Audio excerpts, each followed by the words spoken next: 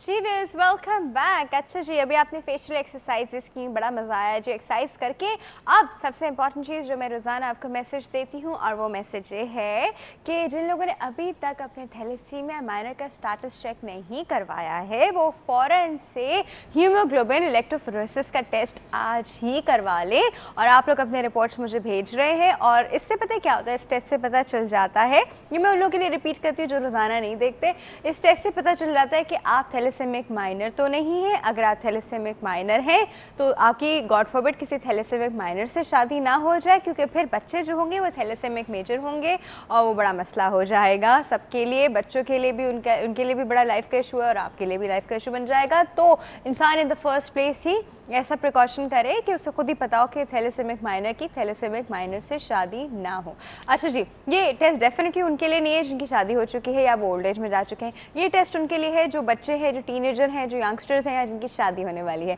अच्छा जी, अब टिप का वक्त है, हेल्दी मॉर्निंग टिप का। चलते हैं टिप की तरफ।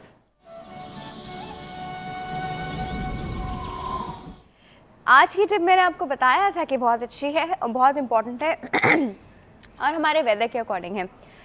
हम लोग जब गर्मियाँ आती हैं तो हमारी पूरी बॉडी पे गर्मी दाने हो जाते हैं और हम prickly heat powders and creams ढूंढ रहे होते हैं।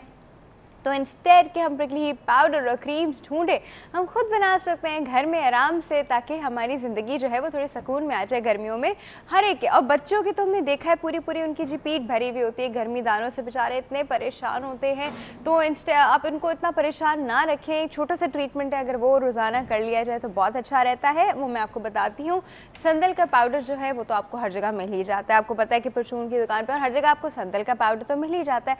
संदल के पाउडर को जी आपने रोज़ वाटर में मिक्स करके पतला सा पेस्ट बना लेना है। रोज़ वाटर क्या, वो गुलाब का जो पानी होता है उसमें मिक्स करके आपने पतला सा पेस्ट बना ले और आधे घंटे के लिए अप्लाई कर ले। इसके बाद वॉश कर ले, आपके सारे गर्मी दाने वापस अंदर चले जाएंगे और आपकी ज़िंदगी आराम से और सुकून से हो जाएगी, स्पेशली बच्चों की। तो ये सब माएँ जो हैं वो आज ही ट्राई कीजिए। संदल का पाउडर लीजिए और उसमें थोड़ा सा रोज़ वाटर मिलाकर पतला पेस्ट बनाइएगा, गाढ़ा पेस्ट नहीं, पतला पेस्ट बनाइएगा।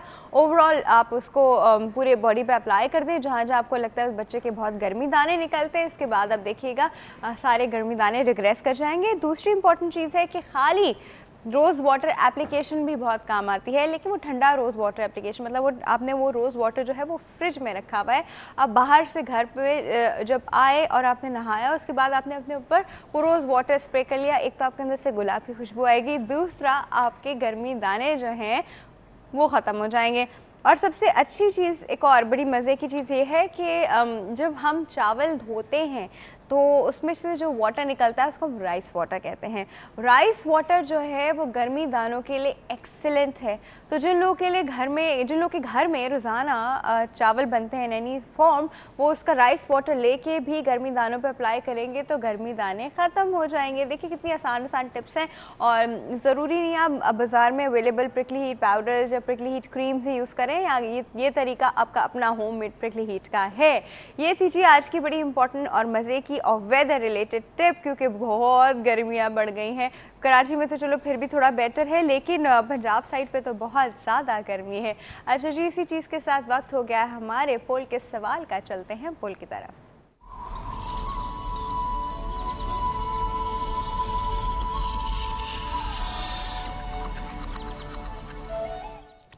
अच्छा जी व्यूअर्स, आज का हमारा पोल का जो सवाल है वो आपके अंदर, जैसे कहते हैं ना, ज़मीर जगाने के लिए है कुछ लोगों के अंदर जिनके अंदर नहीं है, या कुछ लोगों को एक रिमाइंडर की तरह है, या कुछ लोगों को एक सेल्फ एनालाइजिंग इक्वेशन पे ले आएगा कि हम लोग क्या कर रहे हैं। अच्छा जी, हमारा पोल का सवाल है, क्या आप कूड़ा करकट जो है वाकई में बाहर नहीं फेंकते गाड़ी से या घर से, आप उसको घर ले जाकर ही फेंकते हैं, घर में आकर ही फेंकते हैं? एक बार सोचें कि आप वाकई में कूड़ा करकट बाहर नहीं फेंकते, क्या आप वाकई में उसको घर ले जाके फेंकते हैं? बड़ा इंपॉर्टेंट सवाल है जी। हम लोग कहते तो हैं कि हम लोग शीशा खोल के खिड़कियों से बाहर नहीं कूड़ा फेंकते गाड़ी की और इस तरह की चीज़ें, बट सब लोग कर रहे होते हैं। तो ये सवाल आप लोगों से, ताकि आप एक बार सोचें कि आप लोग क्या कर रहे हैं और आप अपने बच्चों को किस तरह ट्रेन कर रहे हैं कि वो आगे जाके क्या करेंगे, या वो शायद अभी से कर रहे हैं। तो अब आप लोगों ने बिल्कुल ऑनेस्ट आंसर देना है इसका। मैं आपको ज़्यादा पूछूंगी नहीं, ज़्यादा इंटरोगेशन नहीं करूंगी, लेकिन अगर आप ऑनेस्ट आंसर दे देंगे तो नथिंग लाइक दैट। अच्छा, यही ऑनेस्ट आंसर हमने कुछ लोगों से पूछा है, पहले चल के उनका आंसर लेते हैं।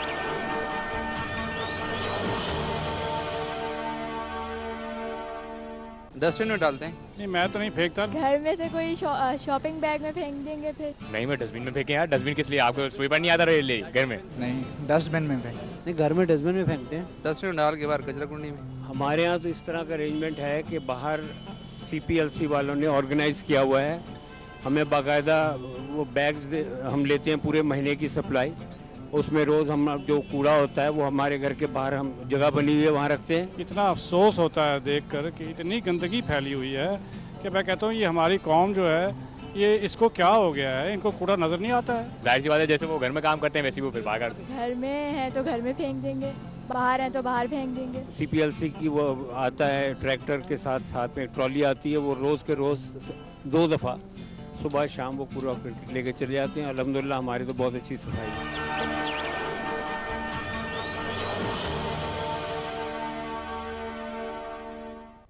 जी व्यूअर्स, अभी आपने कुछ लोगों के व्यूज़ सुने। उन्होंने कहा कि वो कोशिश करते हैं कि घर में ही फेंके, कुछ कहते हैं घर में तो घर में फेंक देंगे, बाहर है तो बाहर फेंक देंगे। देखिए मसला ये आता है, बाहर फेंक सकते हैं आप, लेकिन there are specific places, not everywhere you can throw it. हर जगह नहीं कि भाई कहीं पे भी खड़े हों, कहीं से भी गुजार रहे हों, कूड़ा फेंकना है तो शीशा खोल के फेंक दिया। तो यही वो बात है जो हम सबके अंदर जो है ना एक एहसास डालने की कोशिश कर रहे हैं कि सी वेयर वी आर स्टैंडिंग। आपको आज के क्वेश्चन से खुद ही अंदाज़ा हो जाएगा कि आप कहाँ स्टैंड कर रहे हैं। ये क्वेश्चन करते हुए मुझे तो अंदाज़ा हो गया कि मैं कहाँ स्टैंड कर रही हूँ। अच्छा जी, वक्त हो गया एक छोटे से ब्रेक का। ब्रेक के बाद जी हमारे फ़ोन लाइन्स भी खुल जाएंगे और डर्मेटोलॉजी का सेगमेंट होगा। आप लोग कहीं नहीं जाएंगे, विल बी राइट बैक।